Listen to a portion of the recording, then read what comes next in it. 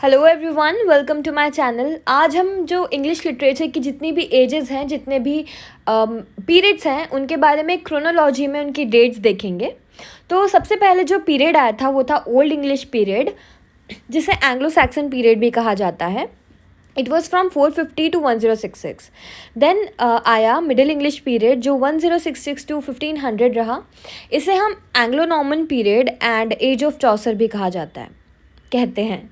And then आया Renaissance period जो 1500 to 1600 रहा। इसके ही अंडर हम देखते हैं चार और ages and periods. First of all जो था एलिजाबेथन पीरियड था जो 1500 to 1600 रहा। Then Jacobean period, Jacobean age जो 1603 to 1625 रहा। देन कैरोलाइन पीरियड जो 1625 to 1649 रहा।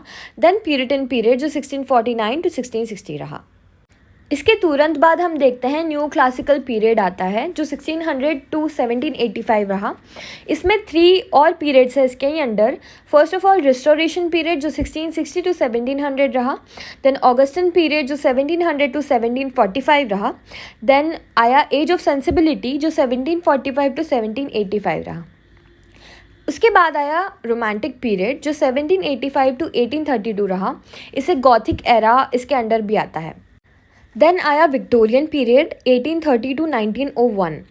जो अर्ली पीरियड था इसका वो था 1830 to 1848।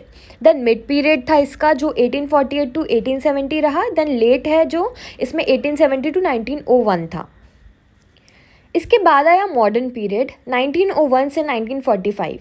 इसमें भी 3 पार्ट्स में डिवाइडेड है ये। फर्स्ट वाज एडवर्डियन पीरियड जो 1901 से 1914 तक रहा। देन इंटरवॉर पीरियड जो 1918 to 1939 रहा। देन जॉर्जियन पीरियड जो 1910 to 1936 रहा।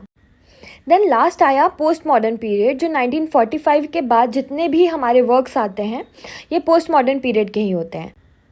Now that you know the chronology of the ages, आप हर एज से जितने भी राइटर्स हैं उनको निकाल के उनकी क्रोनोलॉजी बना के वैसे पढ़िए, तो that will be easy for you to learn.